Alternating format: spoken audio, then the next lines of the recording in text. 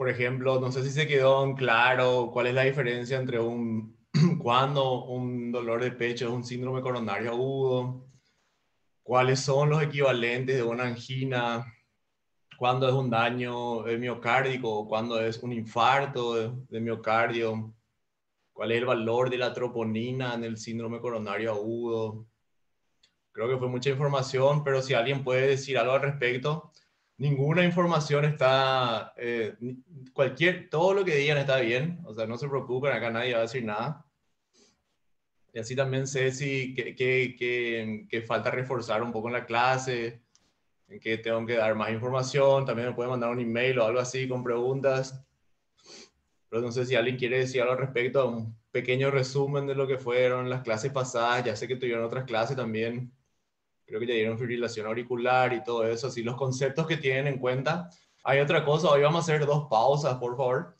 Creo que la otra vez no hicimos ninguna pausa y ustedes tienen que descansar también. Tomar agua, tirar las piernas, qué sé yo. Cuando les escucho,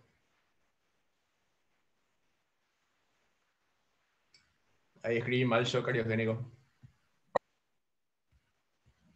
Sí, no sé quién quiere hablar. Bueno, lo que yo recuerdo es que cuando tenemos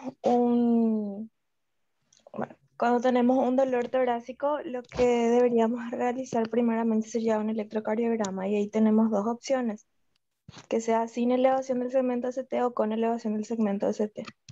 Si es sin Perfecto. elevación del segmento ST, podría ser una angina inestable o un infarto agudo de miocardio sin elevación del ST.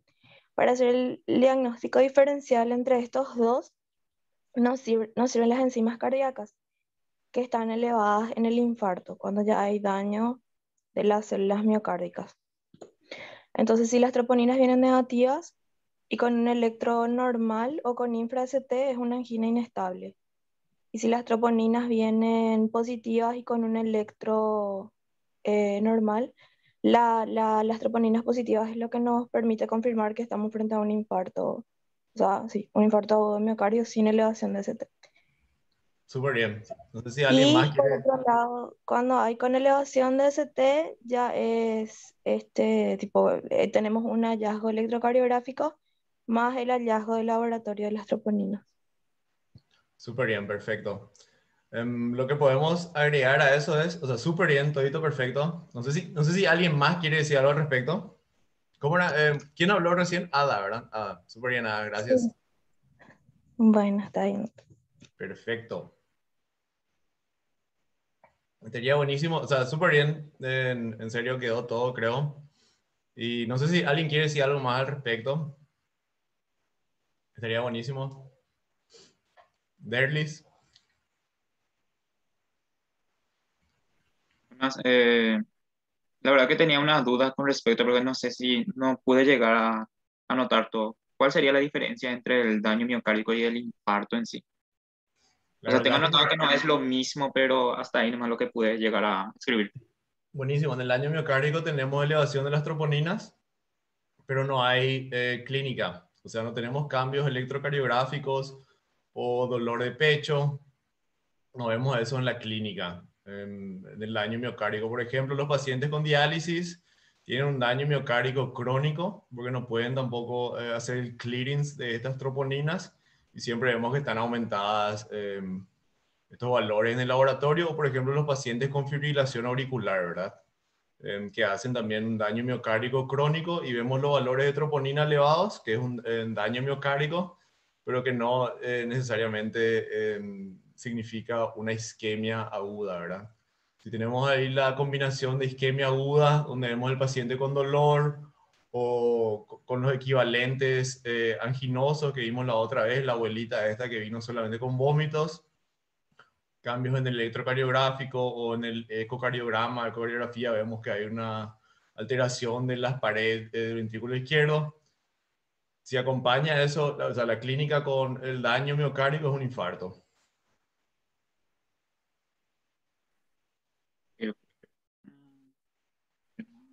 Bueno, también vimos un poquitito, acá escribí super mal shock, disculpen. Vimos un poquitito de lo que es el shock cariogénico la otra vez, pero súper rápido. No sé si alguien quiere decir algo al respecto.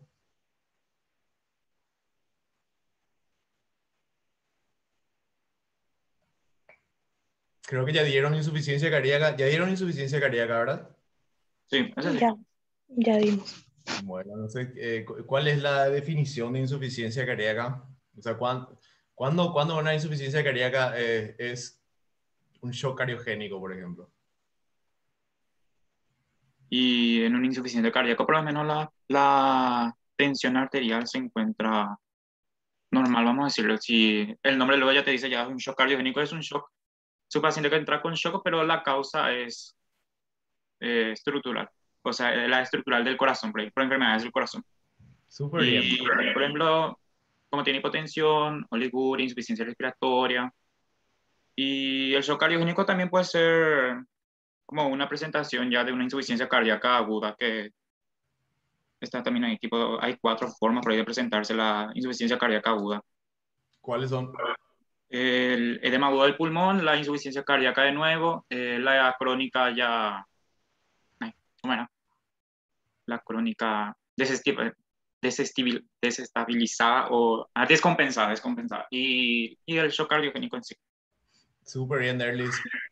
Pero hay algo hay que recalcar ahí, el shock no siempre va con hipotensión. No sé si se acuerdan el paciente este que tuvimos la otra vez también, que era de 70 años, creo que con una insuficiencia cardíaca terminal, que terminó en realidad ya siendo un shock cardiogénico.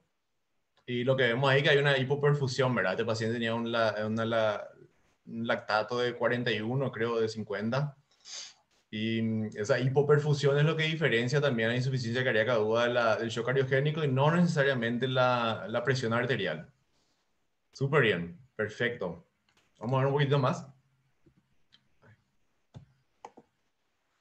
Bueno, el shock cardiogénico, como ya dijo Derlis, súper bien la definición, es la imposibilidad del corazón de cumplir las demandas de los órganos periféricos, ¿verdad? Y lo que vemos es que hay una hipoperfusión. Voy a poner un poco la alarma en 30 minutos para hacer la pausa un ratito.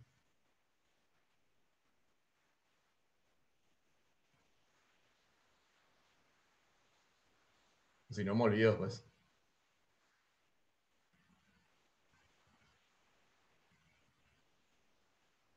Perfecto. Derly, súper bien. Increíble.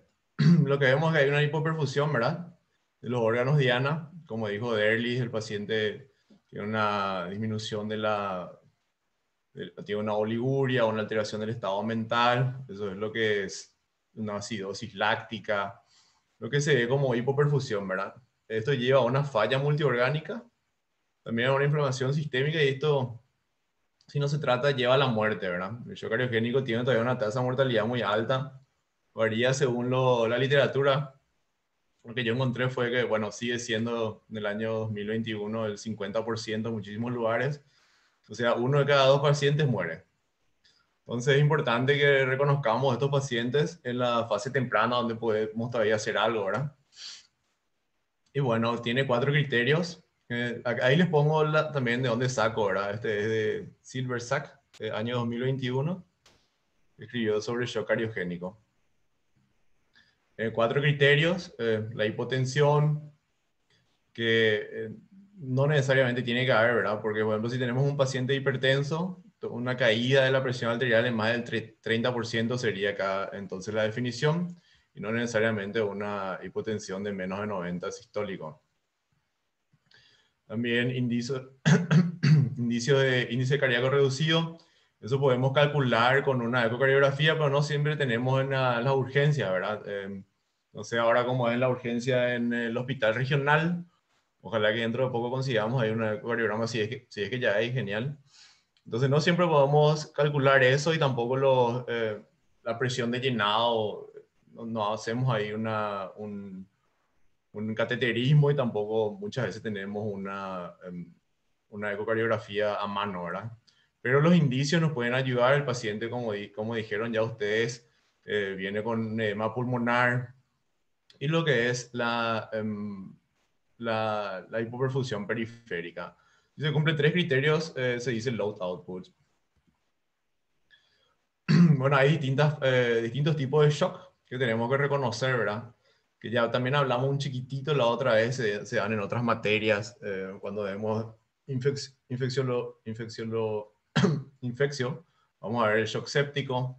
Vimos en la primera clase también un caso de shock anafiláctico, el hipovolémico, que es por ejemplo, pérdida de sangre en un paciente de trauma, ¿verdad? Pérdida hipovolémico o hemorrágico también se le puede decir.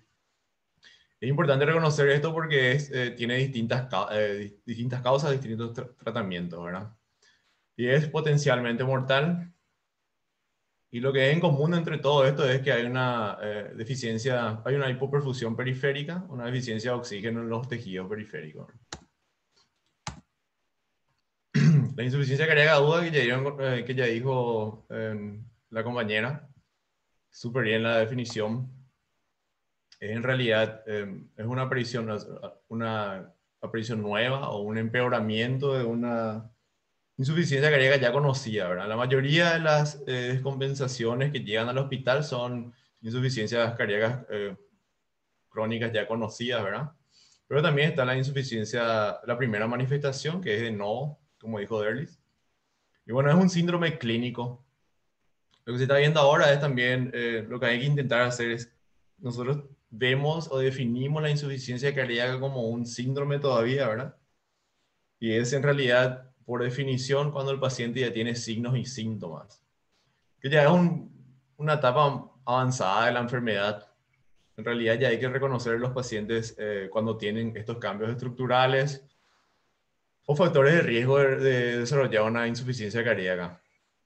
Pero esto es un poco solamente para diferenciar entre una insuficiencia cardíaca aguda y un shock cardiogénico, para tener más definiciones, conceptos, y así también mejorar nuestra conducta, ¿verdad? Bueno, síndrome clínico se da por reducción del gasto cardíaco con una elevación en las presiones intracardíacas. Estas son un poco las definiciones que se hablan en las guías, ¿verdad? Creo que la mayoría de las definiciones ya conocen. Síntomas o signos de congestión del lado izquierdo. Antes o sea, se sigue hablando todavía de una descompensación del lado izquierdo, una descompensación del lado derecho, de acuerdo a los síntomas y signos que conlleve esta descompensación, ¿verdad? Si es una insuficiencia cardíaca y o sea, una descompensación del lado izquierdo, hay un aumento de presión de llenado del lado izquierdo que lleva a un edema pulmonar, ¿verdad? Eso podemos ocultar. En la anamnesis, el paciente refiere que no puede dormir de noche porque tiene disnea, tiene que dormir con 4 o 5 almohadas, o se tiene que sentar para 3, 4 veces a la noche. También una nicturia, se tiene que ir al baño 4 o 5 veces. O del lado derecho, por ejemplo, una descompensación del lado derecho, un paciente que tuvo un infarto del lado derecho o una embolia pulmonar que llevó a una hipertensión pulmonar, que suele venir de vuelta con unas descompensaciones del lado derecho, que vemos un edema periférico, eso es lo que más se ve, ¿verdad? O la dilatación de las venas yugulares. No hay que olvidar también que los pacientes, o sea, la mayoría de los pacientes tienen una afectación, o sea, no les quiero mentir con las estadísticas, pero tienen una afectación de ambos lados, ¿verdad? Viene con una descompensación global. Y bueno, para reconocer los signos de hipoperfusión está la clínica, ¿verdad? Por sobre todo, el paciente viene con las extremidades frías, sudoración fría. La oliguria es muy difícil de definir en el contexto prehospitalario porque podemos, podemos objetivizar mejor cuando el paciente está hospitalizado, ¿verdad? Podemos ver cuánto orina al día. Vamos a ver las definiciones también. Confusión mental, y eso se ve mucho, ¿verdad? La confusión mental es muy importante también porque va con los otros tipos, o sea, el shock, la confusión mental también va con la sepsis de forma muy frecuente. Entonces siempre hay que pensar, cuando pensamos en shock, hay que pensar en todos los tipos de diagnósticos diferenciales, ¿verdad? Porque tenemos que tratar la causa al final de cuentas. Después la determinación del laboratorio, como ya dijimos, lactato, como el paciente no está orinando menos, hay un aumento de la creatinina. Hipotensión, cuando la presión arterial sistólica está por debajo de 90, bradicardia, taquicardia. Cuando tiene el paciente un esfuerzo respiratorio normal, o sea, taquipnea. Saturación baja.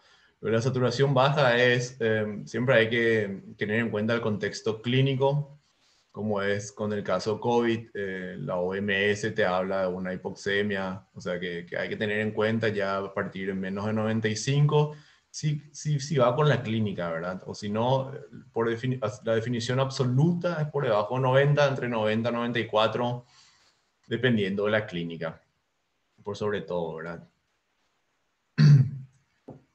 Bueno, hipercapnia, ya vimos esto. En insuficiencia cardíaca aguda seguramente vieron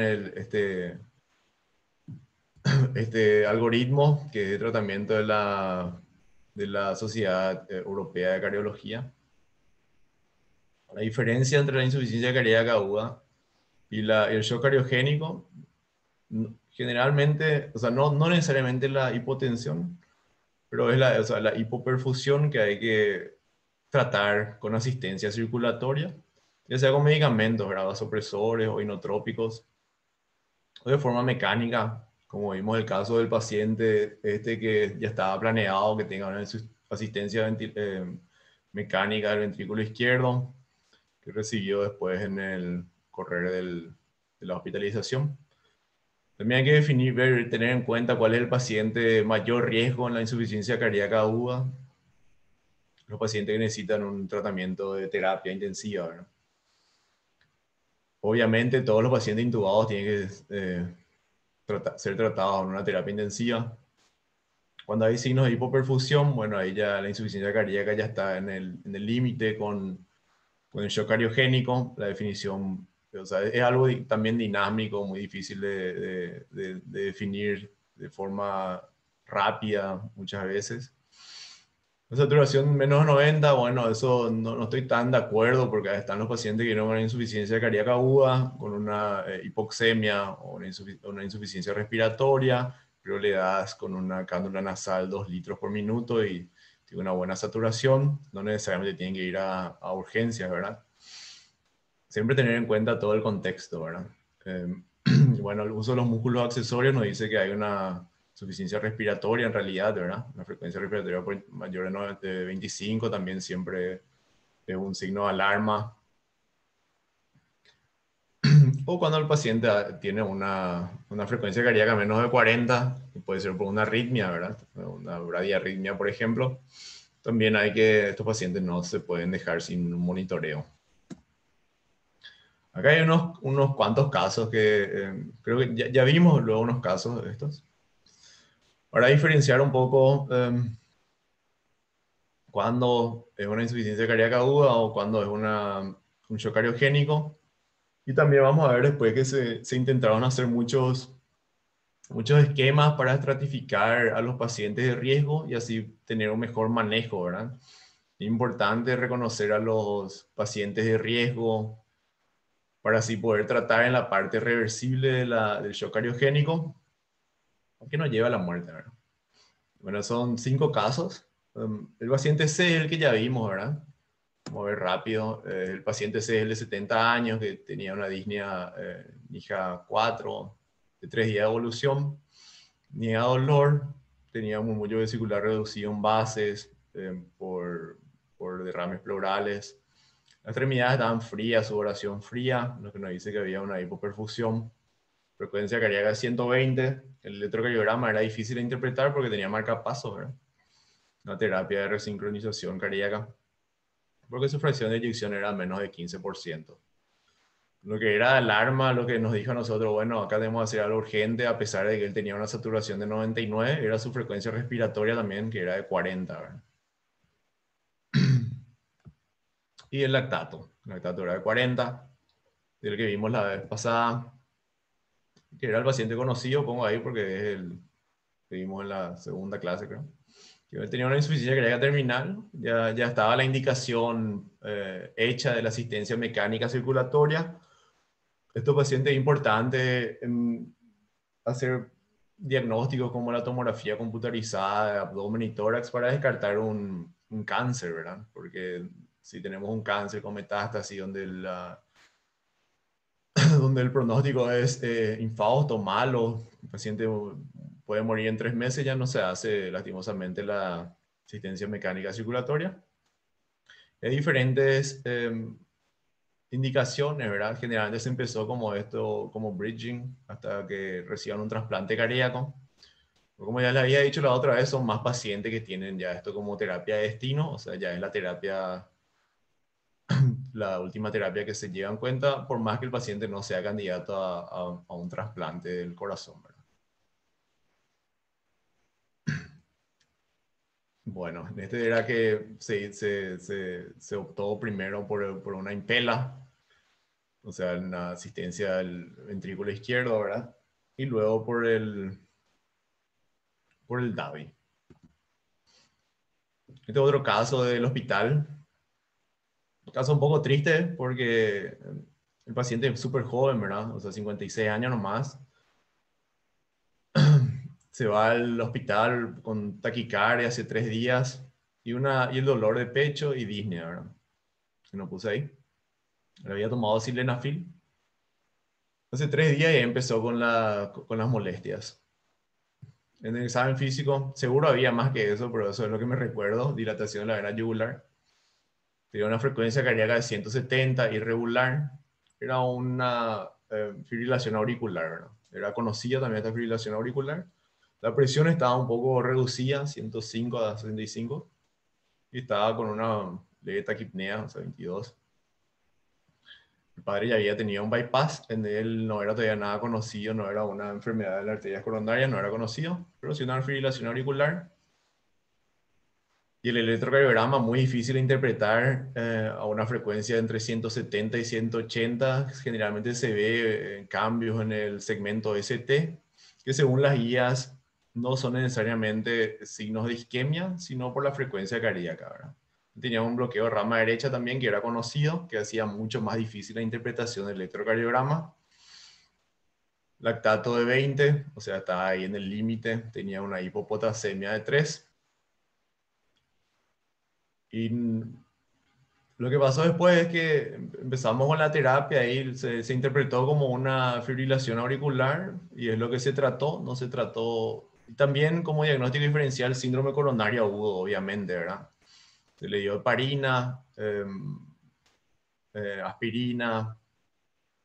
Lo que te dicen las guías también es que si hay un riesgo de que el paciente tenga un shock cardiogénico, no hay que dar beta bloqueantes. Le dimos 5 miligramos de metoprolol intravenoso y digitoxina, ¿verdad? Después de 2 horas del ingreso, una alteración del estado mental aguda, se ve un cambio en el monitoreo, en el monitor. El paciente tuvo una hipotensión severa, 60-30, la frecuencia cardíaca disminuyó a 60, era un ritmo sinusal, y se ve una elevación del segmento ST, ¿verdad? O sea que pasó de ser una sospecha de síndrome coronario agudo y una taquiarritmia absoluta por fibrilación auricular a ser ahora un infarto agudo miocardio con elevación del segmento ST y un shock cardiogénico.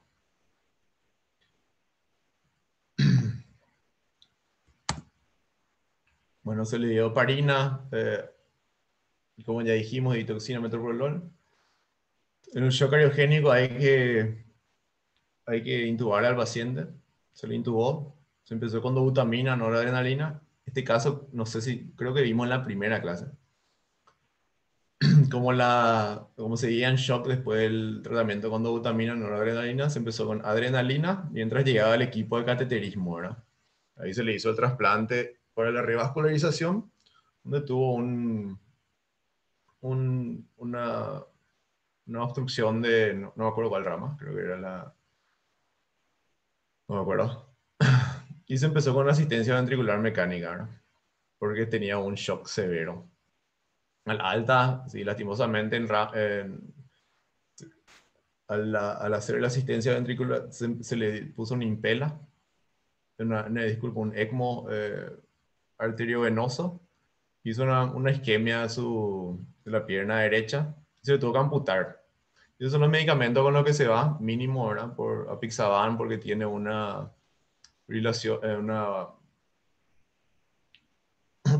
una fibrilación auricular. Aspirina, clopidogrel, porque tuvo un síndrome coronario agudo.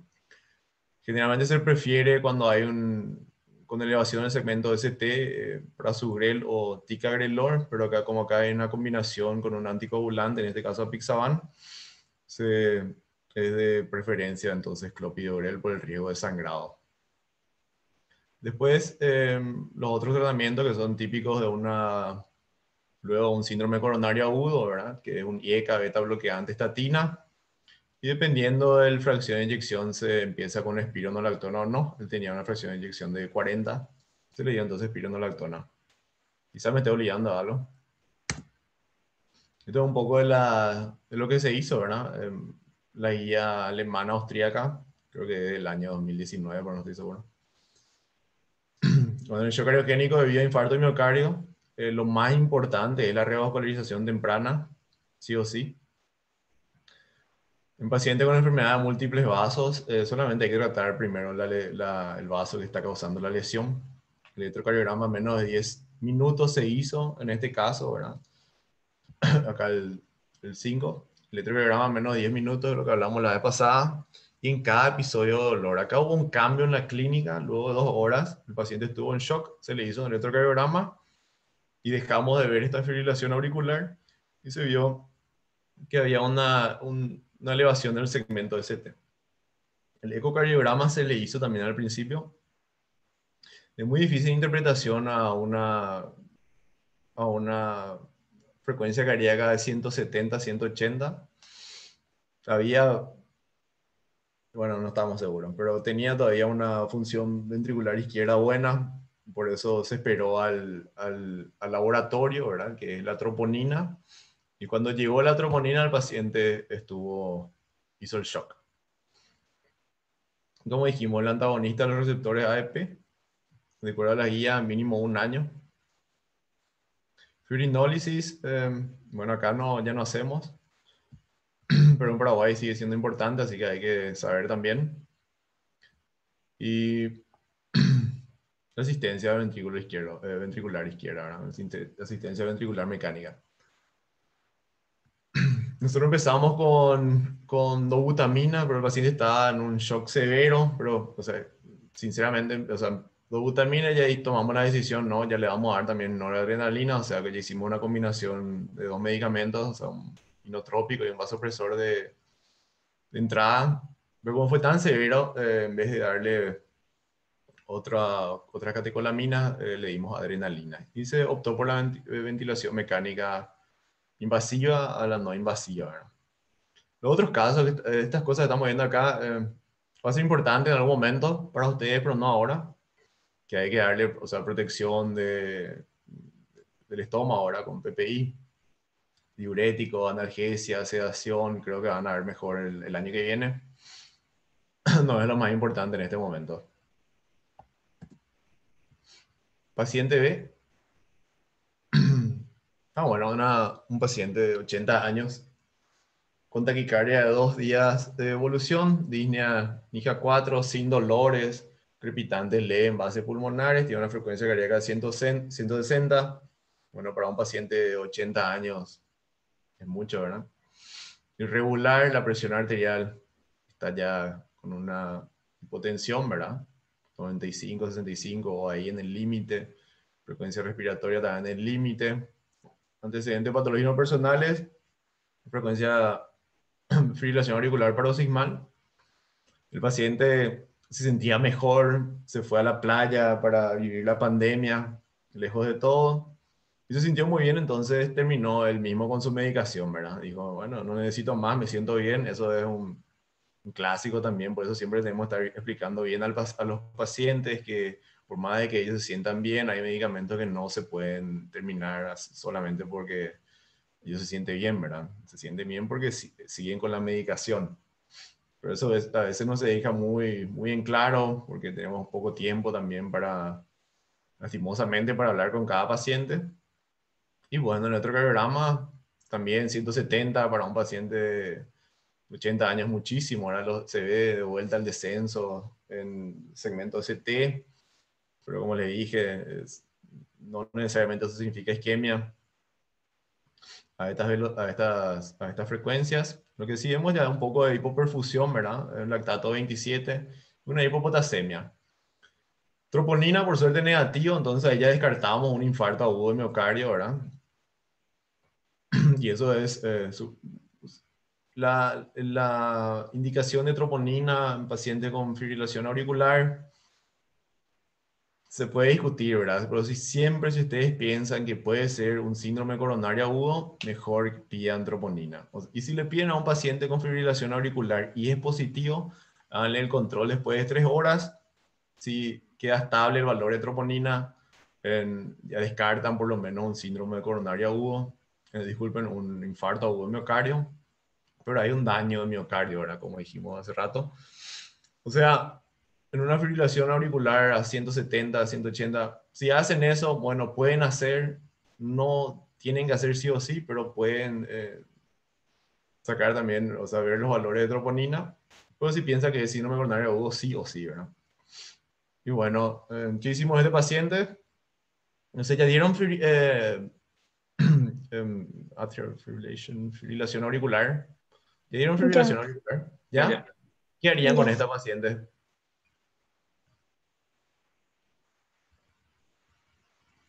Creo que se le daba luego un anticoagulante de por vida ya, prácticamente. Súper bien, pero ahora súper bien, perfecta la respuesta. ¿Qué más? O sea, ya con la clínica que el paciente ve, Claro, vos estás acá en urgencias, eh, vos estás en sí. urgencias y te llega este paciente, 80 años, taquicardia hace 2 días, te dice que estuvo en la playa por la pandemia para sentirse mejor, que dejó de tomar su medicación, no tenemos ningún plan de la medicación, lastimosamente, él tampoco se recuerda y llega ahora con una recidiva. ¿Qué harías aquí? Y primeramente ionotrópicos les daría, no sé, ionotrópicos. Eh, Después, si la presión arterial me permite, también vasodilatar, porque está congestionado por su crepitante en bases. Ujú. Y tengo saturación para decir si necesita ventilación. Creo que no. No, o sea, O sea, tenía un. la oxigenoterapia, no creo que necesite. Sí, Seguramente necesitaba Disney Ninja 4, ¿cierto? No puse ahí, no me acuerdo tampoco. Creo que estaba con una saturación buena, por eso no puse. Bueno, bueno, inotrópicos y vasodilatadores, ¿verdad? Dijiste. si la presión me permite, sí, vasodilatadores. Bueno, muchísimas gracias por la respuesta. Muy bien, de acá tenemos una paciente que está descompensada, ¿verdad? Está descompensada. Y lo que siempre tenemos que ver es en esta patología es la causa, ¿verdad? ¿Por qué la paciente está descompensada? En este caso creemos que es por su recidiva de esta fibrilación auricular. Tiene 80 años, ¿verdad? Está con una frecuencia cardíaca de 170. Entonces tenemos que seguir el algoritmo de la fibrilación auricular. Lo que descartamos acá es un infarto agudo de miocardio, entonces podemos seguir el algoritmo de la fibrilación auricular. Lo que nos dice el algoritmo es que tenés dos posibilidades, ¿verdad? O sea, entre tantas. Si el paciente está hemodinámicamente inestable, hay que hacer algo. Si el paciente está hemodinámicamente estable, hay que hacer otra cosa. No sé si se acuerdan de eso. En shock si nosotros creemos que la paciente está en shock cariogénico, súper bien, podemos también hablar sobre vasodilatadores, pero ella está con una presión de 95-65. Yo no va dentro de este algoritmo ahora mismo. Y lo de inotrópicos, los inotrópicos son medicamentos muy potentes, ¿verdad? Siempre el paciente todavía no está acá está de riesgo, ¿verdad? Yo creo que es un paciente de muchísimo riesgo. Vamos a hacer la pausa enseguida. Paciente de muchísimo riesgo de que haga un shock cariogénico, pero todavía no. Lo que vemos acá es una paciente que está en el límite entre una hemodinamia inestable por su frecuencia cardíaca, ¿verdad? Entonces hay que ver qué les decía este algoritmo de los pacientes con una defibrilación auricular. No sé si se acuerdan.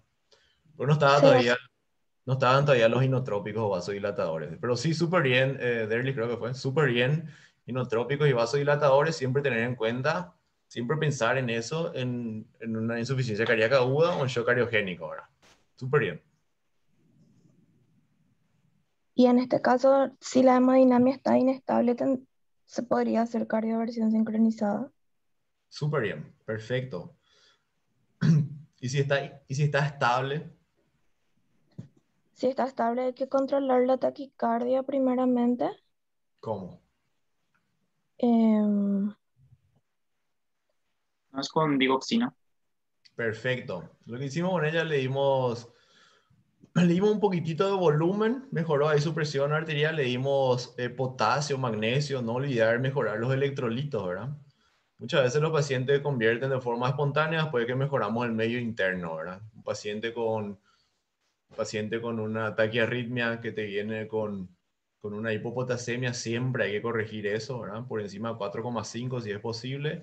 Y dar también magnesio, que es ahí un cofactor de uno de los transportadores de las ATPasa. Hay que tener en cuenta también, siempre hay que corregir.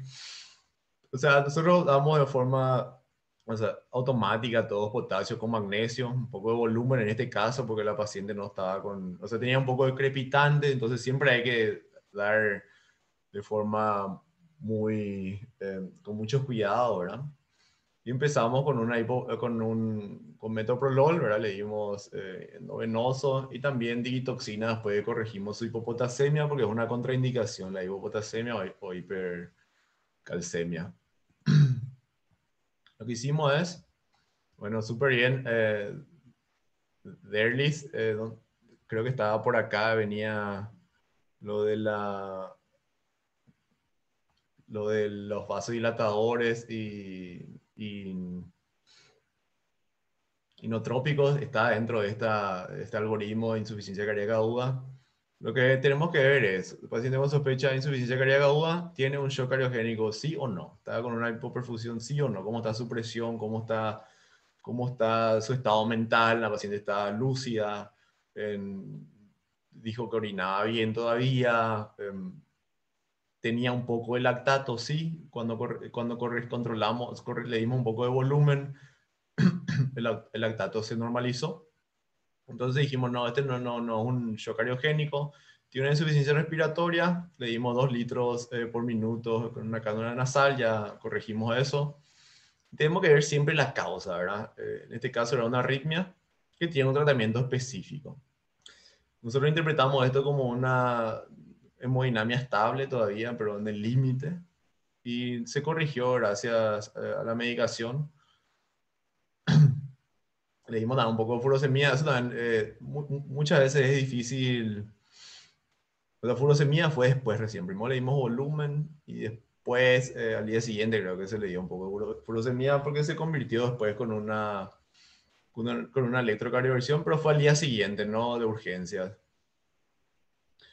Lo importante es lo que dice, lo de la electrocardioversión, hay que tener en cuenta, o la cardioversión, que si los síntomas tienen más de 2 días de evolución, hay que descartar un trombo.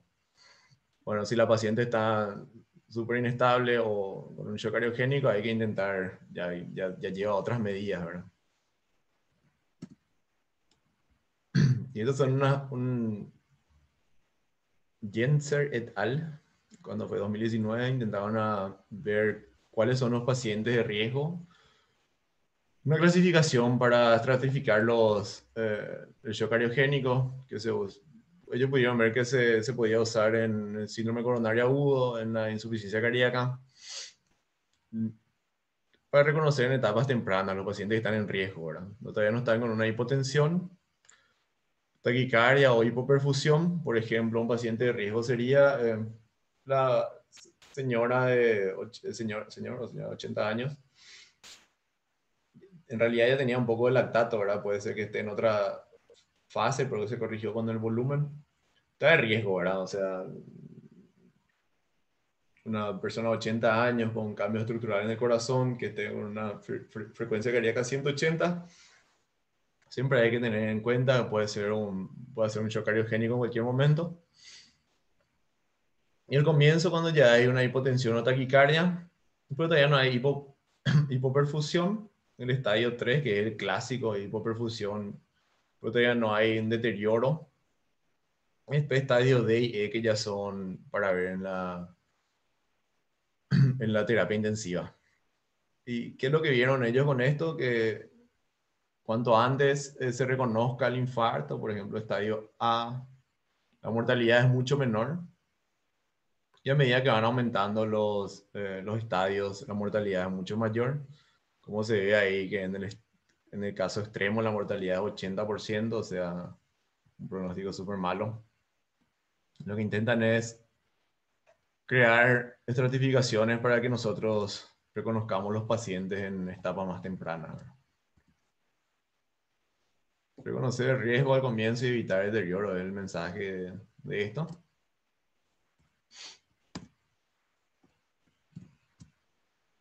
También otro score para ver el riesgo de los pacientes, teniendo en cuenta edad, también la glucosa, la creatinina, el lactato. El lactato se usa mucho para categorizar el riesgo. Y bueno, con esto le quiero mostrar nomás que hay varios scores para ver los pacientes de riesgo. Estamos por terminar, así que ya vamos a trazar un poco la pausa esa que dijimos. Y shock, un poco más, siempre es importante definir las cosas, ¿verdad? Y es la discordancia ahí entre la oferta y demanda de oxígeno, que al final lleva a la muerte por una falla multiorgánica, ¿verdad? Si los órganos no reciben oxígeno, hay una disfunción que lleva a la muerte. Diferentes causas, diferentes tratamientos. Este cuadro ya vimos la otra vez. Hay que tener en cuenta siempre en urgencia también ABCDE, que le va a ayudar mucho también a la hora de toma de decisiones, ¿verdad? Muchas veces tenemos muchos pacientes al mismo tiempo y este algoritmo ABCDE nos ayuda mucho a ver cuáles son las cosas básicas que hay que tener en cuenta y que mejorar, ¿verdad? El paciente que está con una saturación mala, o sea, B o A, vemos ahí si hay una obstrucción, qué podemos mejorar, si hay que hacerle la ventilación mecánica invasiva o no invasiva, con cánula nasal o con máscara de Venturi. Y circulation es lo que estamos viendo ahora.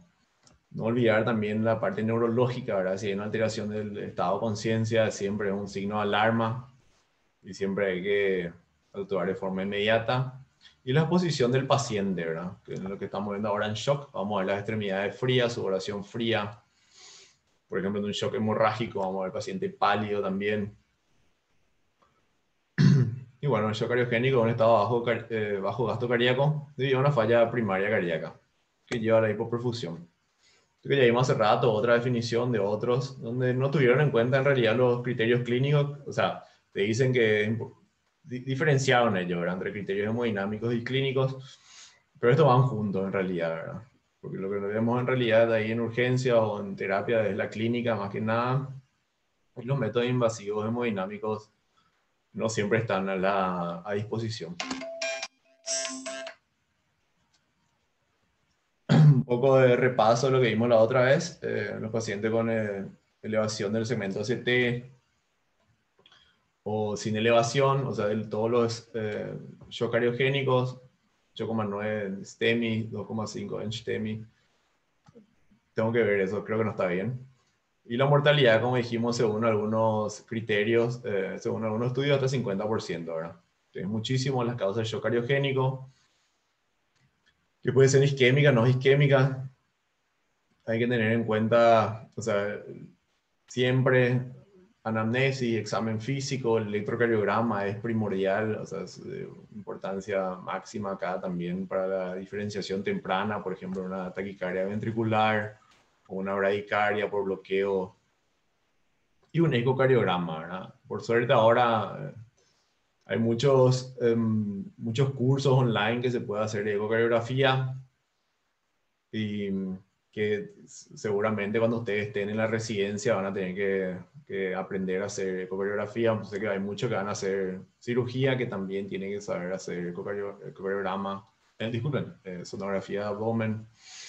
O sea, es algo fundamental hoy en día. Y para los internistas, lo que quieren hacer medicina interna, creo que para cuando ustedes estén terminando, o sea, cuando ustedes estén en la residencia, se les va a pedir también para el currículum. Acá se nos pide a nosotros que tenemos que saber manejar sonografía y ecocardiografía. Y es lo que hacemos en urgencia siempre, ¿verdad? Ya no se le llama al jefe para pedir un ecocardiograma o una sonografía. Hacemos nosotros en urgencias. Y un poco de fisiopatología, que dieron el fisiopato seguro. Es un círculo vicioso el shock, ¿verdad? Que si no se trata, lleva una espiral del shock y una alteración de la hemostasia cardiovascular que lleva a la muerte. Como le dijimos, evaluación inicial, anamnesis, examen físico, súper importante, electrocardiograma, el ecocardiograma, y laboratorio, de lactato, troponina, shock cardiogénico siempre pedir troponina, y los péptidos natriuréticos, ¿verdad? Si el péptido natriurético está normal, se descarta un shock cardiogénico o una insuficiencia cardíaca aguda. Lo vimos un poquitito la otra vez. Siempre tienen que saber reconocer lo que es una elevación del segmento CT. No sé qué tal están en electrocardiograma ustedes, pero en la residencia van a tener que saber. O sea, el año que viene como internos, sí, van a tener que saber ya.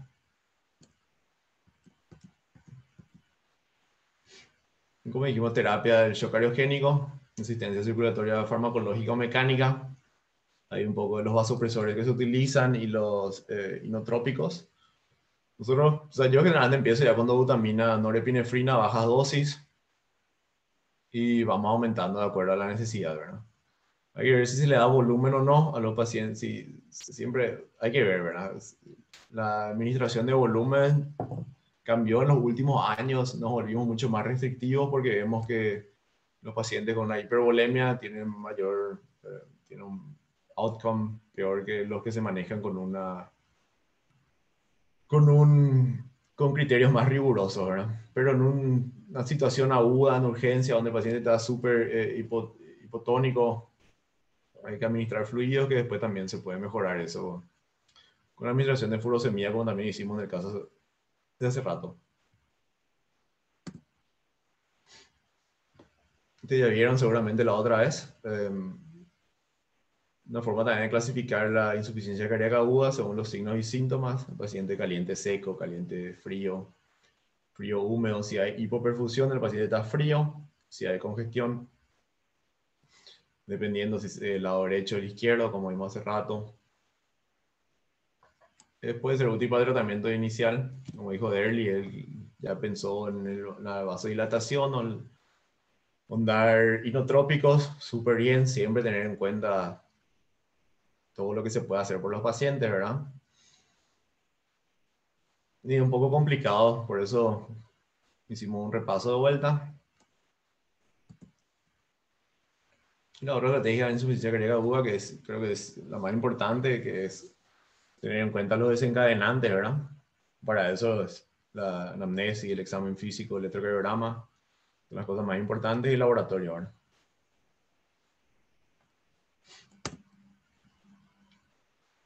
Péptidos natriuréticos tienen una sensibilidad alta.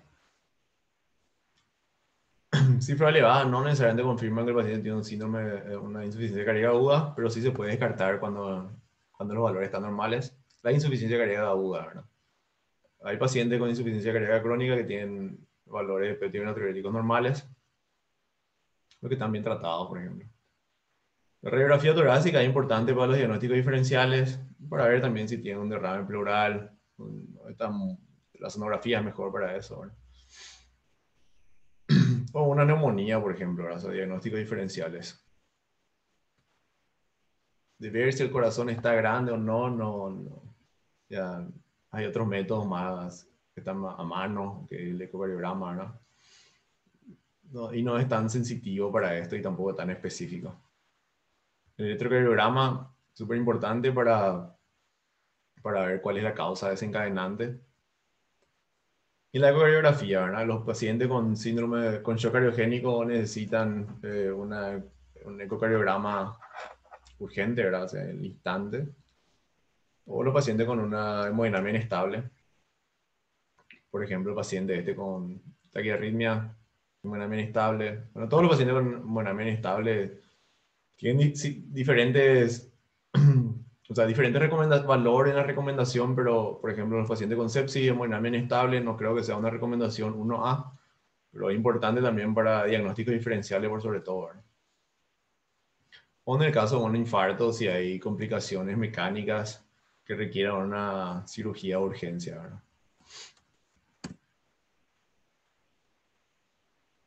También nos volvimos más restrictivos con lo que es con la oxigenoterapia. Siempre hay que evitar la hiperoxigenación.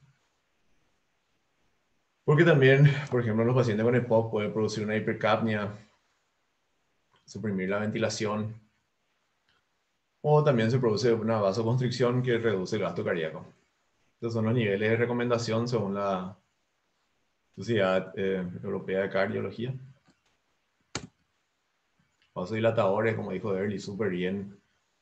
Siempre también tener en cuenta, ¿verdad? Pero con precaución, porque no sabemos, hay que ocultar, pero la ocultación tampoco es 100% segura para descartar una estenosis aórtica. Generalmente se escucha en una estenosis aórtica significativa, pero no siempre. Urgencia, un lugar donde hay muchos ruidos, no necesariamente es súper fácil ocultar todo lo que pasa. Pero sí disminuye el tono venoso para optimizar la precarga y el tono arterial para mejorar también la poscarga. Lo que se usa mucho es la nitro, o sea, con lo que yo más tengo experiencia con la nitroglicerina, también los compañeros con los que trabajo. Se usaba mucho en el edema pulmonar o las crisis hipertensivas, especialmente con edema pulmonar. O sea, los síndromes, la insuficiencia cardíaca aguda. Los diuréticos, si tenemos síntomas de congestión, están indicados. Furosemida, 40 miligramos, y de acuerdo al paciente, si ya te estaba tratado. Eso es el clásico, ¿verdad? Furosemida, 40 miligramos. Pero si ya un paciente con una insuficiencia renal crónica, probablemente va a requerir mayores valores. Y los agentes inotrópicos, como ya vimos hace rato, y vasopresores si no conseguimos una estabilización con una carga de volumen. Y un shock cariogénico, sí o sí, ¿verdad?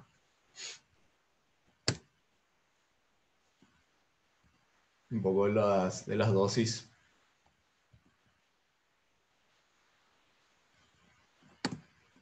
Bueno, vamos a hacer una pausa. Si tienen preguntas, primero las preguntas.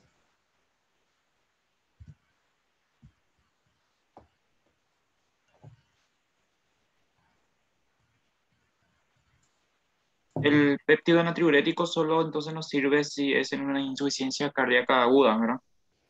No, en una crónica también. Eh, Lo que podemos descartar es Para, que, ¿sí? no sé si para, no sé, como para diagnóstico. Claro, o sea, si vos tenés sospecha que el paciente tiene una insuficiencia cardíaca, está indicado péptido natriurético. Lo que podés descartar es una insuficiencia cardíaca aguda si el valor es normal. Sí, sí. Pero, y lo que vas a hacer si está de forma alterada es que tu probabilidad de que tu diagnóstico esté correcto va a ser mucho más alto. Sí, sí. Gracias. ¿Otra pregunta?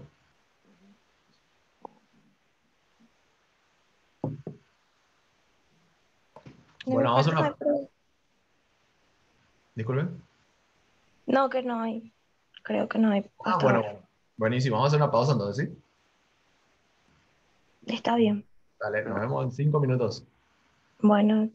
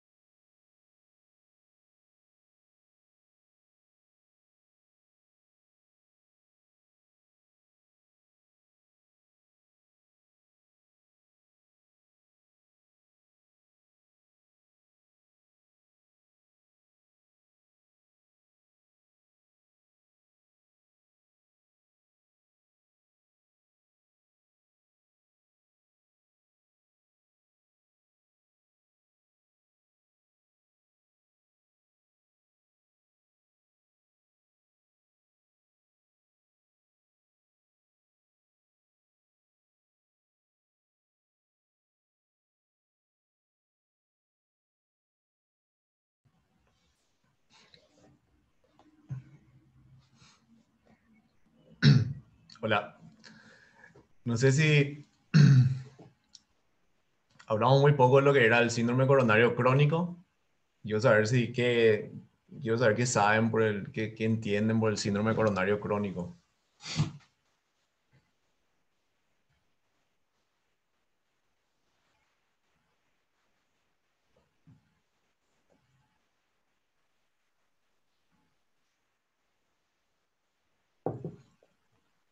O enfermedad de las arterias coronarias.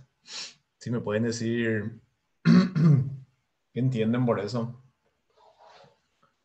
¿Qué le viene a la cabeza cuando escuchan enfermedad de las arterias coronarias? Cardiopatía isquémica. Coronario crónico no era la angina estable, doctor. Súper bien. Angina estable. Y es muy importante diferenciar. Qué más me puede decir el síndrome coronario crónico, la angina estable?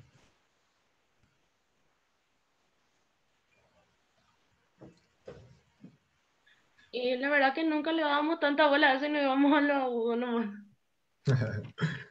Y sí, cierto, ¿verdad? Sí, suele pasar eso. Y en realidad se ve muchísimo paciente con síndrome coronario crónico, pero la mayoría se le ve en los consultorios, ¿verdad?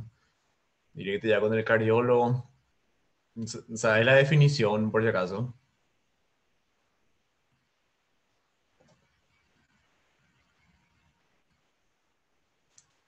Em, Creo que era que no se modificaba en el último mes. O sea, de la angina estable lo que más o menos me acuerdo, pero no te quiero mentir, doctor. Súper bien, súper bien. Cambió, no, mira, cambió un poco. Vamos a intentar siempre, o sea, lo que estoy intentando con estas clases es para que se queden bien las definiciones, ¿verdad? Porque todo lleva a un diferente algoritmo. El síndrome coronario agudo creo que ya entendimos, ¿verdad? Es famoso, es un paciente que de forma aguda presenta el dolor por algo que cambió, ¿verdad? Están las placas ateroscleróticas que con los años fueron creciendo y tuvo un cambio, una pequeña fisura, un pequeño daño ahí en la placa, donde se forma un trombo plaquetario, lleva un síndrome coronario agudo, que puede ser con elevación del segmento o disminución del segmento CT. Y la angina inestable, que es donde no vemos que un aumento de las troponinas. La mortalidad sigue siendo alta en el infarto agudo del miocardio, más o menos como la neumonía.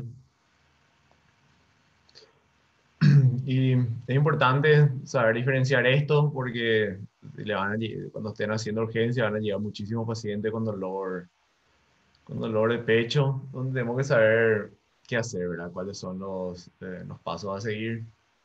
La troponina, como dijimos, un marcador de daño miocárdico.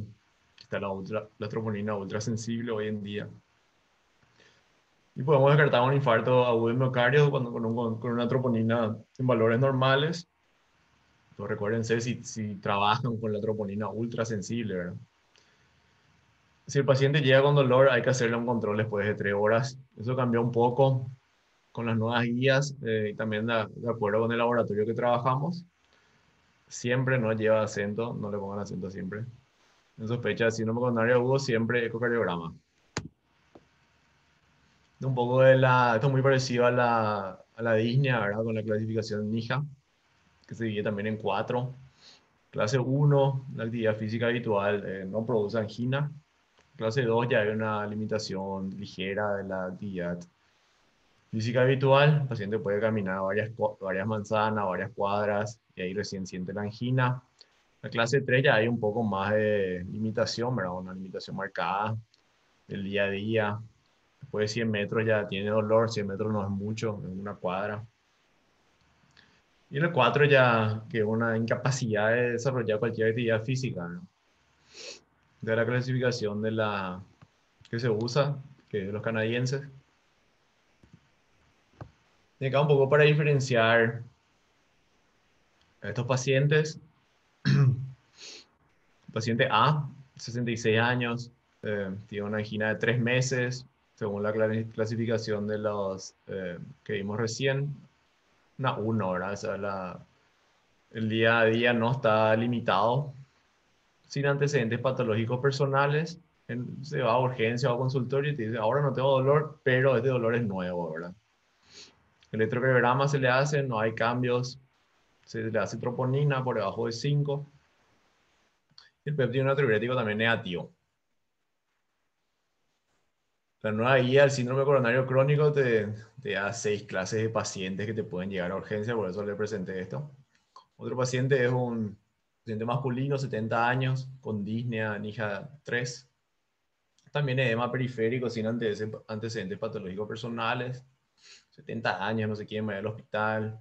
Pero se va, ¿verdad? No le duele el pecho cuando está en urgencias, tampoco equivalentes anginosos.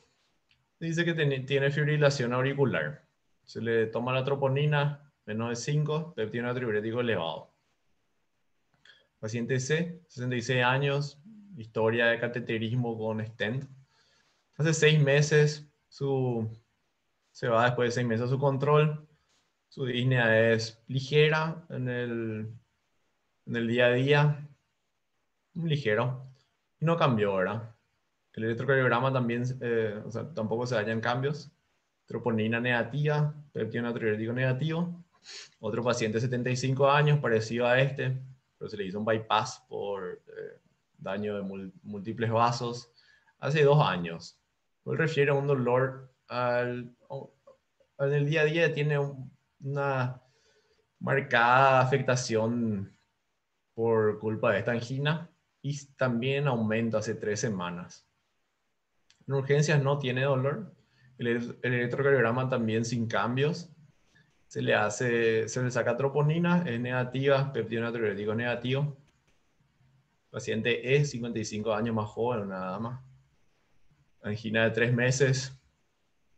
De evolución, al mínimo esfuerzo tiene dolor, sin antecedentes patológicos personales, o sea, siempre fue sana. Hace 3 meses algo cambió. Dolor al esfuerzo mínimo, refiere en urgencias, se quiere ir al baño y ya le duele, pero en reposo no. Troponina negativa, péptido natriurético negativo. Y los últimos 2 pacientes con troponina positiva. El paciente F, angina de 3 horas de evolución, en reposo. Se ven ondas T negativas en algunas derivaciones. La primera troponina negativa después de 3 horas positiva. Aumentado, hay una dinámica. Un cambio en los valores de troponina. Como ya dijimos, la dinámica es importante después para la valoración, porque hay pacientes que no presenta dinámica en su valor de troponina, que nos hace descartar algo agudo. Si hay cambios, si hay dinámica, es algo agudo. Y el último paciente, angina de 6 horas de evolución ya. Dolor de pecho en reposo. Si alguien le dijo alguna vez que se creía que tenía una enfermedad de las arterias cardíacas, pero no se fue a sus controles y ahora llega, ¿verdad? Con dolor en reposo, sin cambio en el electrocardiograma, troponina positiva alteradísima ya al principio, el primer valor de troponina. Generalmente se hacen en urgencias 2 tomas de troponina para descartar un infarto agudo de miocardio. Si esto cambió también un poco con la clínica, con la troponina ultrasensible. Antes era, si el paciente no tenía dolor hace 6 horas, con una troponina ya se puede descartar infarto, ahora ya después de 3 horas, de acuerdo con el laboratorio y con la firma que se trabaje. ¿Quién me puede decir qué sospecha clínica tiene en cada paciente?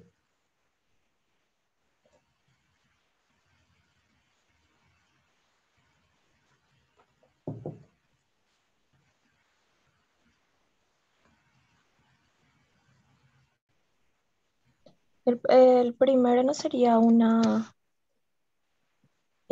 angina estable, doctor. Estable. Creo que sí, Yo también creo que sí. porque dice que, o sea, tipo, tiene una angina de esfuerzo, grado 3. Perdón.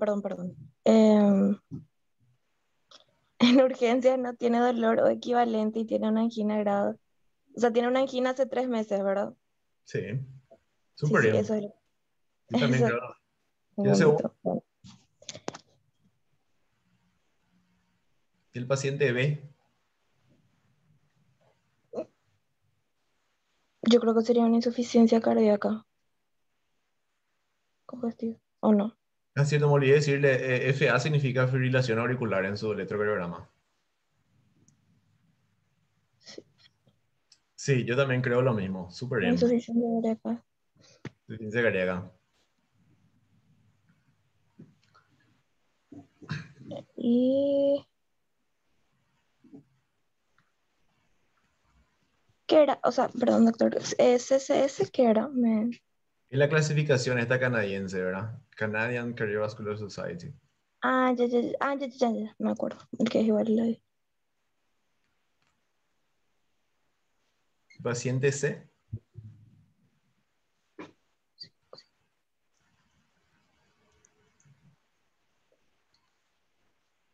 De Una cardiopatía, o sea, una enfermedad coronaria crónica también es. También creo eso. Súper bien. El D. Eh, eso creo que ya es para, podría ser ya un síndrome coronario agudo, Súper bien. ¿Con infarto o sin infarto? sin infarto. Perfecto. Paciente E. Eh, angina estable. Y no, no, no. Sí, creo que sería una angina estable. El E.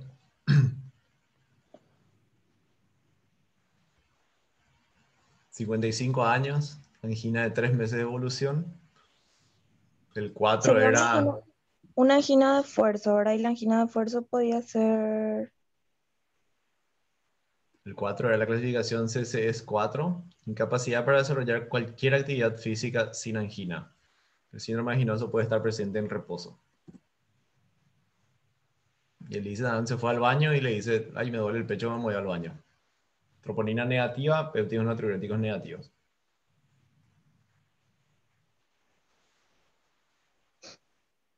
Súper bien, súper bien. Yo creo que es una angina inestable. Porque, Inestable. claro, porque tiene una angina al mínimo esfuerzo. Y recién hace Ah, 3 meses de evolución, ¿verdad? Sin antecedentes patológicos personales y en ya, ya, aumento. ah, ya, ya, ya, entendí. Sí, El F.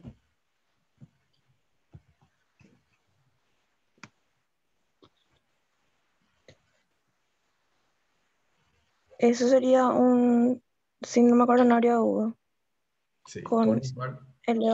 ¿qué? Nada, nada, te escucho, discúlpame. Y creo que sí, o sea, creo que hay elevación o sea, esos cambios de 2 de 3 y ABF. T negativas, las ondas T son negativas. Ah, entonces sí es un infarto agudo. ¿Ok? ¿Con elevación o sin elevación? Con elevación. Ah, sí, sin elevación, porque dice T negativas. En realidad no expliqué más, puedo también poner ¿verdad? Sin elevación. Por lo que se ve, los únicos cambios que se ven en el electrocardiograma son T negativas. Voy a mejorar para la próxima de eso, voy a poner sin elevación. Por eso es lo único que se ve, T negativas. O sea, yo entendía que, o sea, primero se ve la T negativa y después de un tiempo se ve la T picuda, ¿verdad? Ah, no necesariamente. Y lo que te dice a vos, creo que puse eso en algún lugar. Ya, no, saqué eso de mi presentación. Ah, pero igual no, perdón. No necesariamente. O sea, en infarto agudo miocardio con elevación, la primera fase es la, la, la TPQA.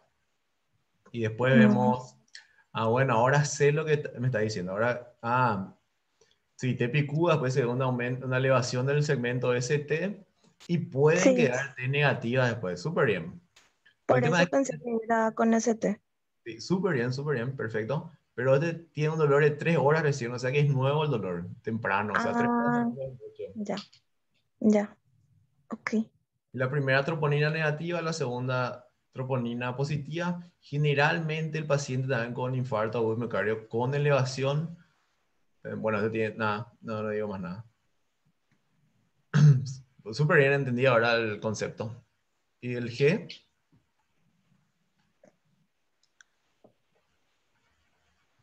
Mm, 74 años, angina de 6 horas de evolución, también estadio 4, máximo. Sospecha de síndrome coronario crónico hace 3 años, sin controles, y ahora viene con dolor en reposo. Sin cambio en el electrocardiograma, troponina positiva. Alta. Pudo haber tenido otra vez otro síndrome coronario. No sabemos si él tuvo un síndrome coronario, o sea, empezó seguramente, no sé, no sabemos cómo empezó esto, ¿verdad? La historia, no explica mucho tampoco. Pero hace 3 años alguien le dijo, puede ser que tenga un problema del corazón, las arterias coronarias probablemente estén enfermas, tiene que hacer controles. Nunca más se hizo control y viene con dolor. Si tuvo un síndrome coronario agudo, no sabemos. Pero ahora viene con un síndrome coronario agudo con troponinas positivas, entonces es un infarto ahora. Corto. Sin elevación de CT.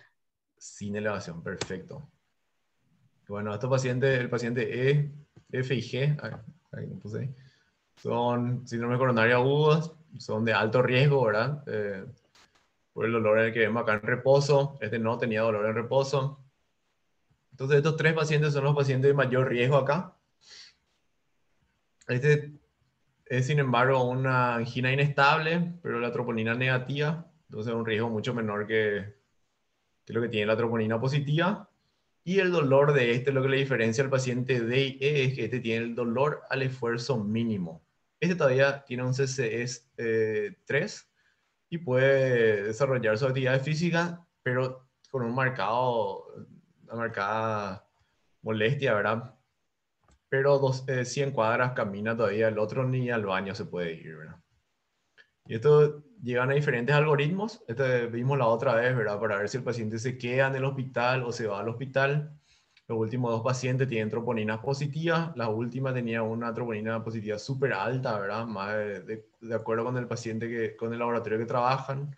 Nosotros trabajamos con este Roche, troponina alta, más de 52, entonces se le hace directo el rule-in al hospital, monitorización y una angiografía coronaria temprana.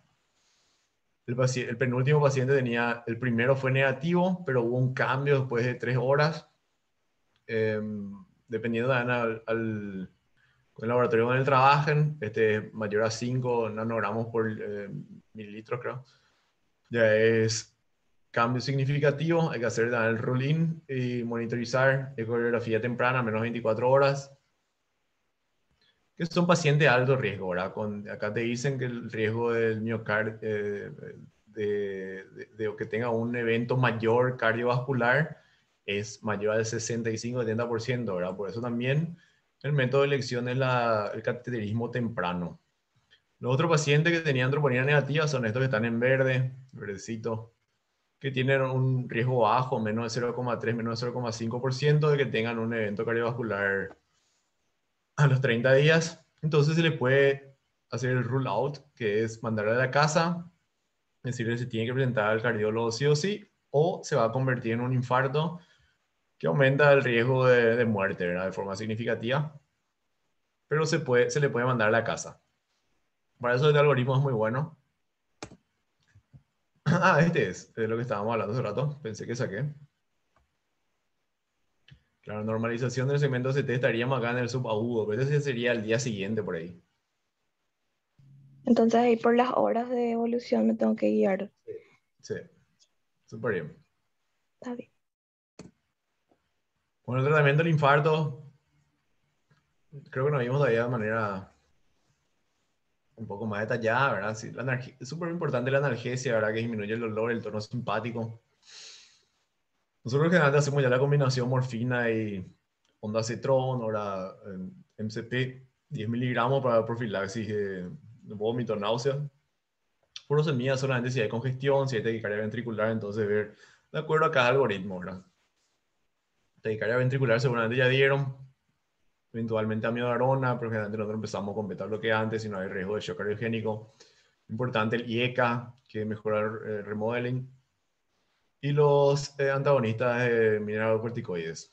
Si la fracción de eyección está menor de 40, y bajar la colesterina, ¿verdad? Eso hacemos con estatinas, nuevo medicamento Ezetimibe, pero es mucho más caro. Objetivos de LDL, hay que ver qué dicen las guías, ¿verdad? Pero siempre mantenerlos bajos, eso mejora el pronóstico de un paciente que tuviera un infarto.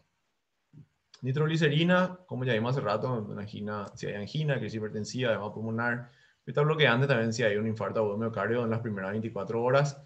Y la antiagregación y anticoagulación que tiene un papel primordial en el infarto agudo, ¿verdad? Porque ¿qué es lo que pasa en un infarto? Hay una rotura de la placa que lleva a una agregación de las plaquetas eh, y a la cascada, activa la cascada de la coagulación, y eso hay que parar, o si no va a seguir aumentando esto que lleva a un cierre total ahí de las arterias que puede producir al final entonces un infarto con elevación.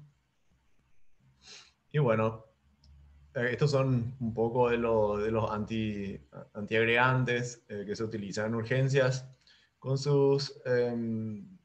con sus nivel de evidencia, ¿verdad? O de recomendación de acuerdo a la guía de la Sociedad Europea. Nosotros, o sea, siempre a todos los pacientes que le llegan con un síndrome coronario agudo, nosotros hacemos de forma estándar aspirina y heparina. De forma estándar, si es un paciente síndrome coronario agudo, siempre hay que mandarle con una terapia antiagregante doble, ¿verdad? La diferencia en urgencias es que si es un paciente con elevación del segmento de ST, hay que empezar de forma temprana con la, con el inhibidor de ADP, inhibidores fuertes generalmente, prasugrel o ticagrelor. Y si es un infarto sin elevación, se puede esperar hasta que se haga la intervención. O sea, pero finalmente los dos van con una antiagregación doble a la casa.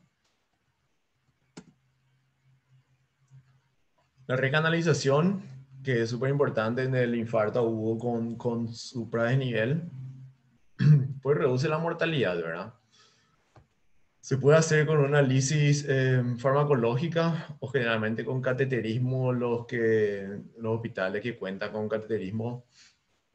¿Cómo hacen ahora en urgencias en el hospital regional? ¿Se trabaja ahí con algún hospital como el Design para mandar a los pacientes o se hace la recanalización medicamentosa? ¿Alguien sabe eso? Si es que el paciente puede pagar, o sea, de primera elección se le da luego la angioplastia Ah, se le da. y si ese tipo se le da la orden, pero si puede pagar, se hace. Pero lo que sí se hace son los fibrinolíticos. Y no, Esto es lo que se puede. no trabajamos con ningún seguro social ahí en Ciudad del Este, en regional. Parece que no. Parece que no.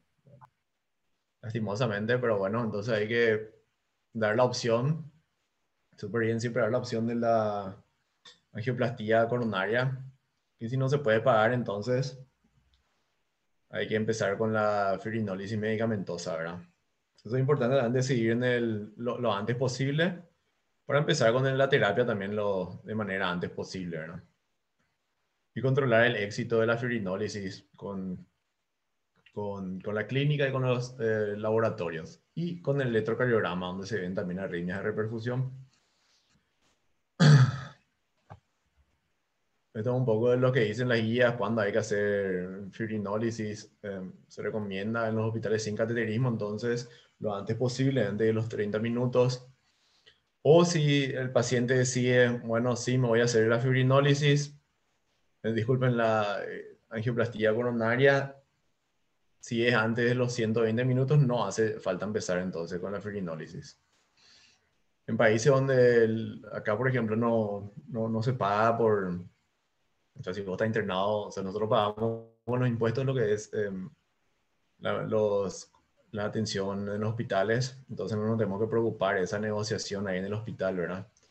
Si te vas al hospital, se te ofrece entonces la angioplastía coronaria de forma inmediata y por suerte no nos tenemos que preocupar por el dinero, ¿verdad?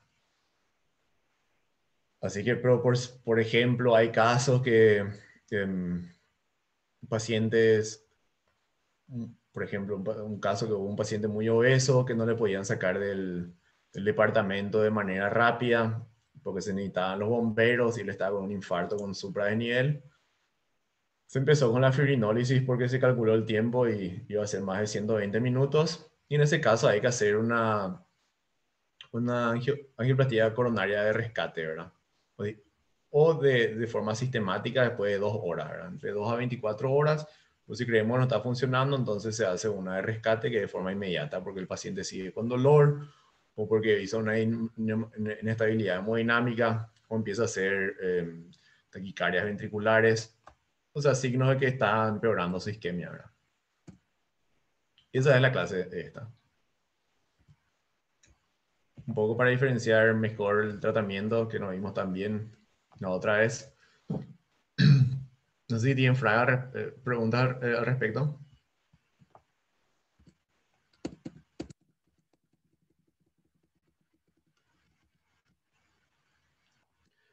Y bueno, y para terminar, me quedan todavía 7 minutos.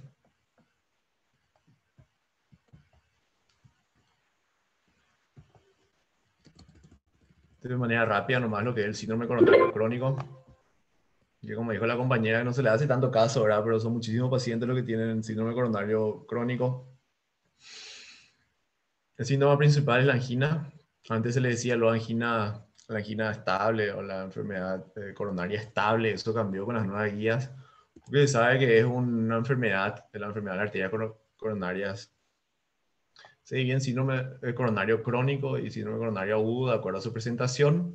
Pues no se habla más de una enfermedad estable, ¿verdad? La enfermedad de las arterias coronarias estable ya no se habla más. Y es lo que presenta esta gráfica, donde se ve que son pacientes que si hacemos las cosas bien, ¿verdad? Hacemos una reducción de los factores de riesgo, el paciente baja de peso, deja de fumar, no toma más alcohol, toma su medicación, su tratamiento de antihipertensivos, toma de forma constante, la presión arterial está bien medicada, entonces son pacientes que tienen el riesgo cardiovascular bajo, ¿verdad? Porque siguen con los cambios del estilo de vida y con las recomendaciones que se le dio, pero siempre hay un riesgo, o sea, siempre hay un riesgo, por eso se cambió, ya no se habla más de algo estable. Síndrome coronario crónico también puede llevar, como muestra acá, en un síndrome coronario agudo, luego no, otra vez un síndrome coronario agudo o solamente una vez, de acuerdo al comportamiento del paciente, al riesgo propio, ¿verdad? Hay pacientes con lipoproteína A elevada de forma genética, entonces son otros tipos de pacientes.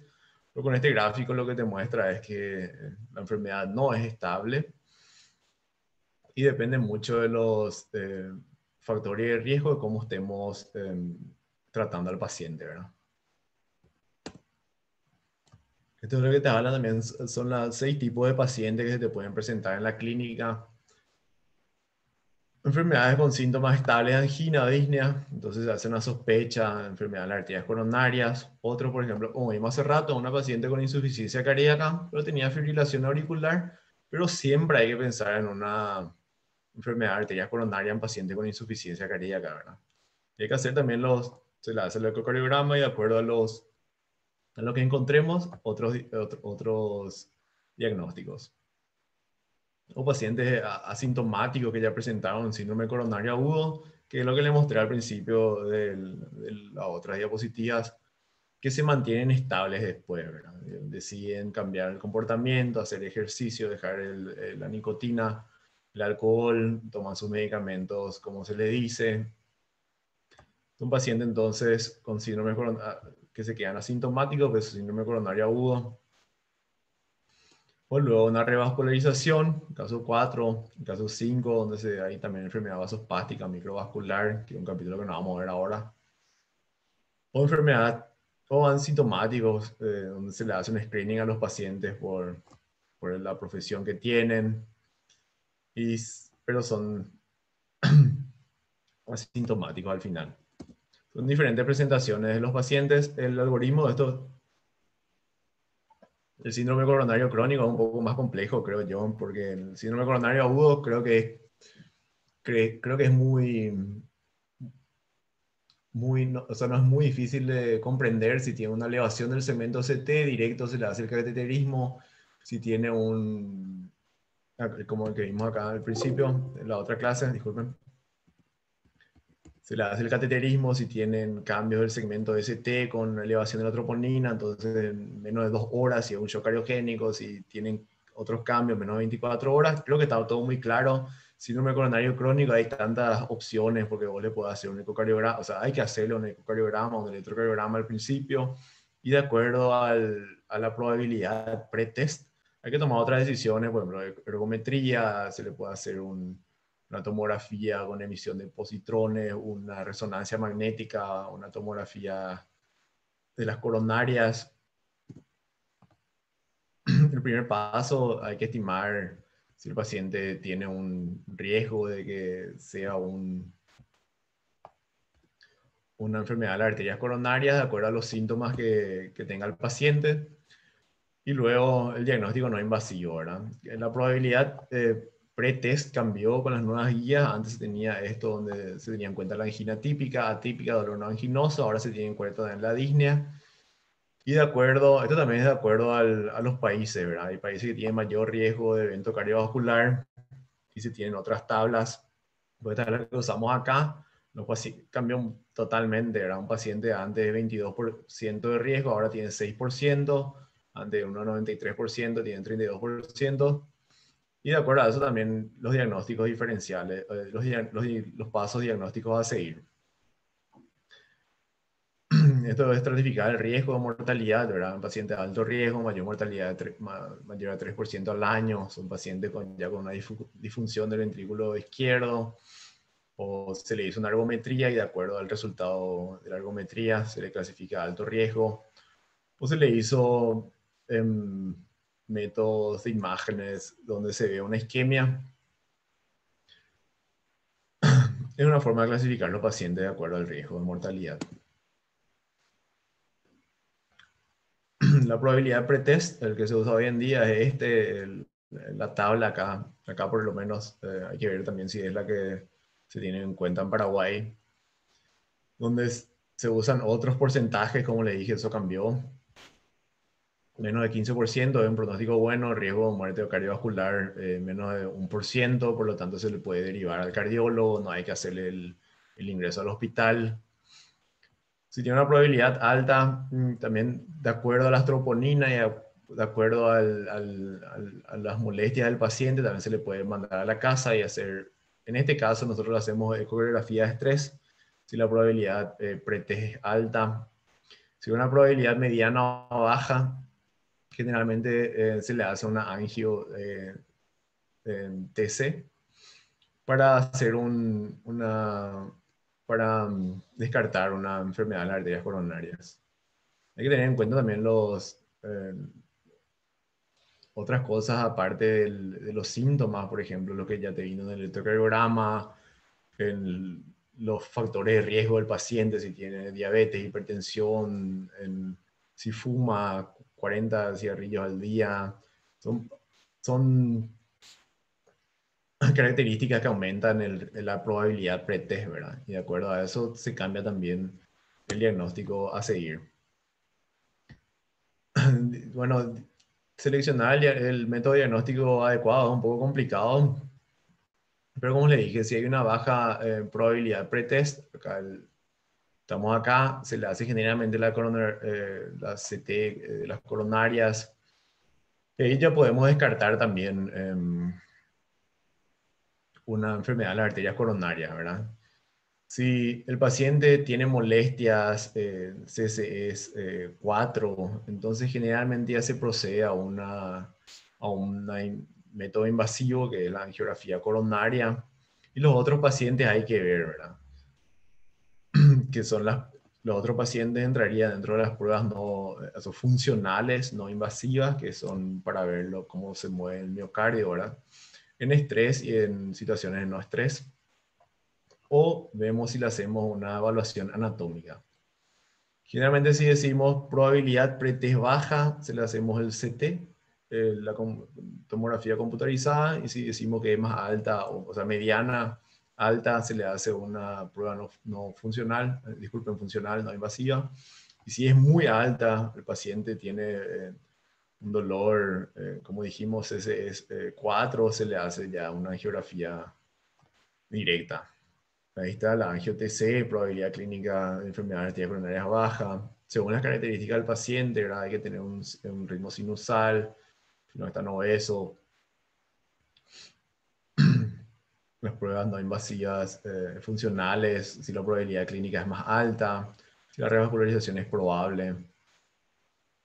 También de acuerdo a lo que disponemos localmente. No sé ahora mismo que hay, creo que, o sea, en Ciudad del Este seguramente lo que ha de ser más fácil de adquirir sería me imagino que la ecocardiografía estrés. Pero no estoy seguro. Hay que ver qué tenemos a nivel local. O sea, la ergometría sí o sí, ¿verdad? Antes se le hacía a todos los pacientes, hoy en día ya no se le hace a todos los pacientes porque contamos con los otros métodos auxiliares de diagnóstico que son mucho más sensibles y específicos. Como vemos acá, la sensibilidad es solamente el 45 a 50%, entonces no vamos a estar reconociendo casi a la mitad de los pacientes con una enfermedad de las arterias coronarias. También tiene sus contraindicaciones.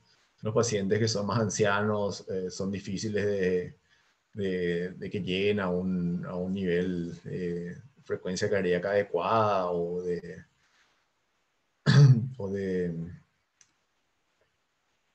no, no importa, no me acuerdo la palabra. El ecocardiograma de estrés, como le dije, seguramente va a estar mucho más adquisible para ustedes. Los cardiólogos hacen esto. No sé si en el regional hacen, no sé si alguien me puede decir algo al respecto. ¿Cuál es el test que hacen ahí?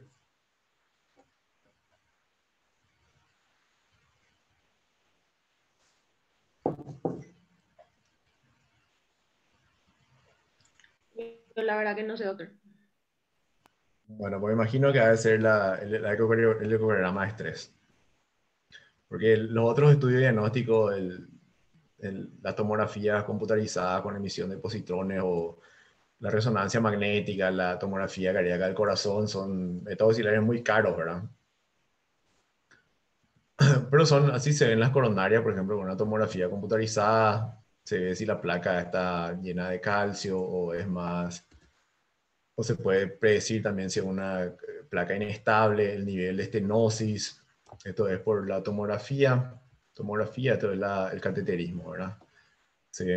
Tiene un nivel de sensibilidad y de especificidad también muy altos. Así se ven las nuevas tomografías que están muy buenas. Dependiendo también de la característica del paciente, son para pacientes con ritmo sinusal. Se pide también, se le da al paciente un poco de medicamentos radicalizantes para tener la parte diastólica, que el momento diastólico sea un poco más elevado y tener mejor resolución de las imágenes. Estos son cómo se ven las resonancias magnéticas, son muy buenos para ver los volúmenes, función del corazón, y también para ver isquemia, ¿verdad? Si hay cicatriz, fibrosis. Pero son métodos diagnósticos muy caros, pues tienen que saber que existen también. La resonancia magnética es súper importante también para los diagnósticos diferenciales, por ejemplo, una miocarditis o paciente con una enfermedad de almacenamiento. Pues vamos a pasar un poco más rápido. Bueno, el cateterismo, que sí es importante también, como ya dijimos, es mucho más fácil de seguir en las guías de síndrome coronario agudo, en el infarto agudo de miocardio con elevación del segmento CT de forma inmediata, a lo que se le hace el LISI, hay que hacer el rescate en forma inmediata o de rutina después de 2 a 24 horas. En los pacientes con infarto agudo de miocardio sin elevación del segmento CT tenemos los pacientes de riesgo muy alto y de riesgo alto, y de acuerdo a esos algoritmos, en menos de 2 horas, menos de 24 horas. Y lo que cambió en el cateterismo es que se hizo el estudio de isquemia hace a finales de 2 años. Y eso cambió mucho las guías de hoy en día, de lo que es el síndrome coronario crónico, que no se vio un beneficio muy claro para pacientes con isquemia moderada grave. Uno espera, obviamente, pacientes con una isquemia moderada grave que se haya visto por tomografía computarizada, por ecocardiograma, que tengan un beneficio a la hora de, de, de abrir las coronarias, ¿verdad? Por lo que se vio es que hay un aumento, una mejoría en la calidad de vida, pero no en el pronóstico. O sea, los pacientes igual no mueren más tarde que los pacientes que no se intervienen. Y lo que resalta en este estudio también es que es muy importante el tratamiento medicamentoso óptimo, ¿verdad? Que, que nos dice que si nosotros tratamos al paciente de manera óptima, no tenemos que hacerle una angiografía coronaria, no tenemos que exponerles a medios de contraste o a hacer una punción de la arteria, que también tiene sus riesgos, obviamente, ¿verdad? Estamos allá manipulando las arterias coronarias, como dijo, creo que Derlis la otra vez, el riesgo de reperfusión. Estaba buscando un poco al respecto, lastimosamente no me dio el tiempo para presentar hoy, por lo que se vio en este trial de isquemia, es que los pacientes a los que se les hacía la intervención tenían un infarto peri-intervencional mayor que lo que no se le hacía en el cateterismo, porque vos estás tratando una placa ya calcificada y que llevan a microinfartos en las ramificaciones, ¿verdad? No es no es propiamente dicho el daño por revascularización, pero eso creo que Derlis dijo, voy a estar presentando también en algún momento. Y bueno, estos son los pacientes que se le hizo lo que se, lo que se le pide a los pacientes, los objetivos de la terapia óptima es que dejen de fumar, eso es súper importante, que hagan ejercicios mayor a 30 minutos por día, o sea, 5 veces a la semana, que mejoren con las grasas saturadas, el consumo de sal, que mantengan su diabetes en los valores óptimos, que bajen de peso, su colesterol LDL, su presión arterial tiene que estar también a niveles óptimos. Y los tratamientos farmacológicos, ¿verdad? La aspirina, si nosotros decimos que hay enfermedad de las arterias coronarias, sí o sí hay que empezar con las estatinas, con los IECA de acuerdo al tipo del paciente, ¿verdad? Si son pacientes hipertensos, diabéticos o con una disfunción miocárdica de primera lección, los beta bloqueantes, si hay historia de miocardio, de daño, de infarto de miocardio o una, de una insuficiencia cardíaca con disminución de la fracción de eyección por debajo de 40.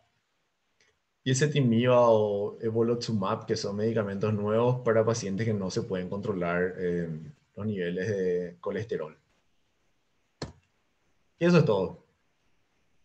Síndrome coronario crónico es un poco complicado y al que no le damos tanta importancia, pero en realidad son muchos pacientes con síndrome coronario crónico que si no le damos importancia van a terminar con un infarto agudo miocardio, y creo que es súper importante que actuemos en la prevención, no solamente en el tratamiento de los pacientes que ya vienen con un daño del miocardio. Y eso es todo, no sé si hay preguntas. ¿Cuándo rinden? Según el cronograma, el 28 de mayo. 28. Sí. Sí, Ok. ¿Qué? ¿Escrito o examen oral? escrito. Ok. ¿Y qué ya dieron hasta ahora? Em, ya dimos toda la parte de arritmias, ya dimos shock, insuficiencia cardíaca, habíamos dado ya o sea, insuficiencia cardíaca con el doctor Derlis, después cardiopatía isquémica, esa parte. Ok. ¿Tienen preguntas? Preguntas, deseos, críticas. ¿O puedes pasar tu diapo? Sí, no estoy pasando porque quería mejorar algunas cosas. Es la primera vez que estoy, o sea, la segunda vez que estoy dando clases y no...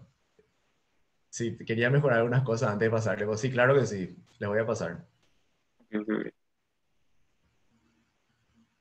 ¿Otras preguntas? No sé si quieren hacer... ¿Qué tal están con el electrocardiograma? Vamos por el camino, vamos a decirle por qué. No Porque tan.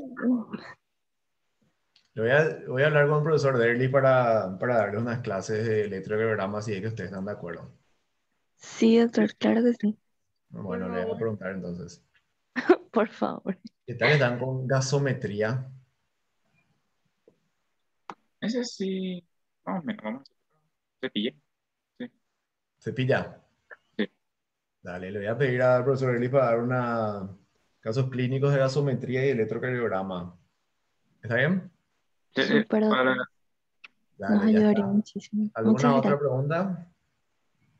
Ah, cierto, me olvidé de decirle, no, no es que me olvidé, lo del, le dije que le íbamos a dar una clase de COVID y estoy hablando con, el tema es que yo trabajo con los pacientes de COVID que están en urgencia ahora mismo y para que la clase sea mejor estoy hablando con mis jefes de infectología para ofrecer unas clases que sea mejor, ¿verdad? Tengo una jefa que es la que, una de las, o sea, cuando se escribe una guía, se escriben cientos de colegas, ¿verdad? Y ella está entre las guías de la Organización Mundial de la Salud que escribe, o sea, que escribe las guías de COVID. Le escribí un email, estoy esperando que me conteste, pero ojalá que diga que sí, para que usted tenga una clase muy buena sobre COVID. Está bien, doctor. Muchísimas gracias. Dale, ya está. Nos vemos la próxima entonces. Dale, dale. Hasta luego. Chao, Chao. chao. Chao, doctor. Chao, gracias.